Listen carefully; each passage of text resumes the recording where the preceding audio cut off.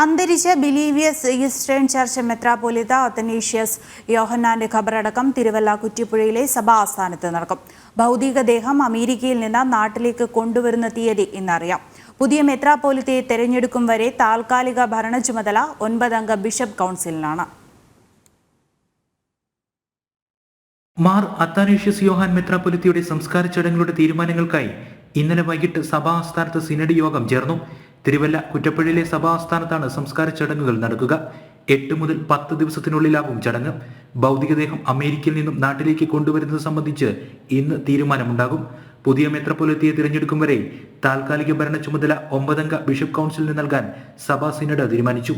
Doctor Samuel Mar Theophilos എപ്പിസ്കോപ്പ നേതൃത്വം വഹിക്കും. മൂന്നാമതായിട്ട് ഈ സംസ്കാര ശുശ്രൂഷകൾക്കും നേതൃത്വം നൽകുവാനും പുതിയൊരു മെത്രാപ്പൊലീത്ത തിരുമനസിനെ തിരഞ്ഞെടുക്കുന്നത് വരെ സഭയുടെ അഡ്മിനിസ്ട്രേറ്റീവ് കാര്യങ്ങൾക്ക് നേതൃത്വം നൽകുവാനും 9 അംഗങ്ങളടക്കുന്ന ഒരു എപ്പിസ്കോപ്പൽ ടീമിനെ, ബിഷപ്പ്മാരുടെ ടീമിനെ സെലക്ട് ചെയ്യുകയുണ്ടായി. ആ ടീമിന് നേതൃത്വം നൽകുന്നത് ബിലീവേഴ്സ് ഈസ്റ്റേൺ ചർച്ചിന്റെ ചെന്നൈ അധിപതിരാസന അധിപനായിരിക്കുന്ന സാമുവൽ മോർ തിയോഫിലോസ് തിരുമേനിയായിരിക്കും ഈ 9-അംഗ ബിഷപ്പ് ടീമിന് നേതൃത്വം നൽകുന്നത്. മെത്രാപ്പൊലീത്തയ്ക്ക് അന്ത്യാഞ്ജലി അർപ്പിച്ച് നിരവധി പേരാണ് സഭാ ആസ്ഥാനത്തേക്ക് എത്തുന്നത്. സഭാ ബിഷപ്പുമാരും വൈദികരും വിശ്വാസികളും രാഷ്ട്രീയ സാമൂഹ്യ രംഗത്തെ പ്രമുഖരും സഭാ ആസ്ഥാനത്തേക്ക് എത്തുന്നുണ്ട്.